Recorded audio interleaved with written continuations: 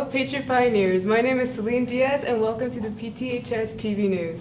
It's been almost a year since students were last in the building, and many things have had to change to keep students and staff safe from the COVID-19 virus. We talked to Dr. Bishop about how our school is preparing for hybrid learning with social distancing, masks, and guidelines. I'm Ikrit Walla, and I'm here today with Dr. Bishop. What are your thoughts about the students returning? I'm just excited to see kids in the building. It's been 354 days since students were in the building, and that was a big deal. For me, it was just to see them in the building. It's been a lonely place without them.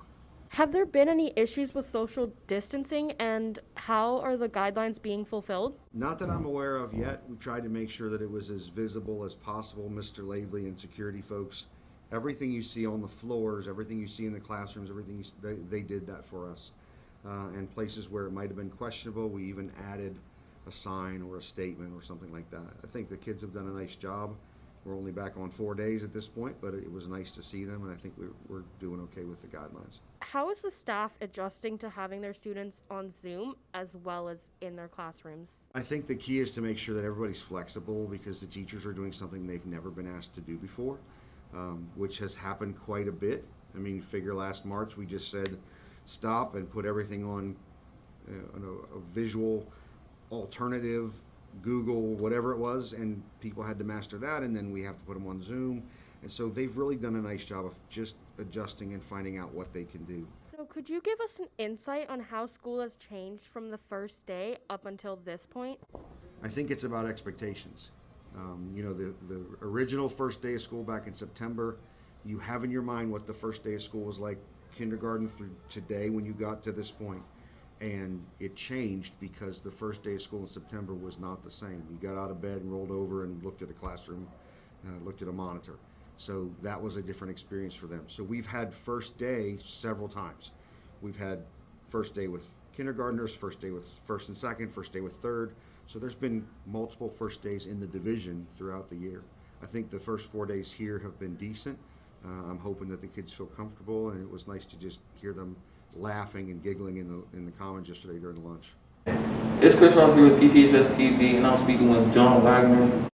This is Ashwin Sapo. I'm talking with Melanie Romero. Yeah. How does it feel to be back at school? It's pretty good. It's easier to focus and you get to see the teachers. What's your opinion on being back at school, just in general? It's a rather good opinion. That's good.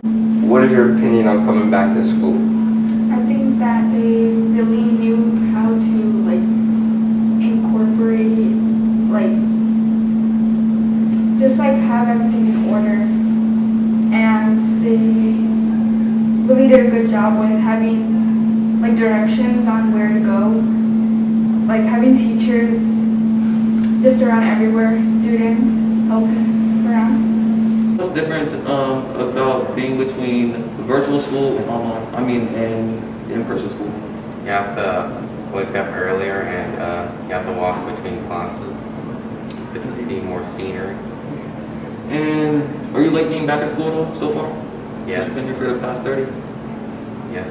That's good. Do you like your teachers so far? Mm-hmm. They've been very nice and very helpful with getting around. Students and staff seem excited to return to school for in-person learning. With the hybrid 2-day-a-week model, the students who chose to return look optimistic.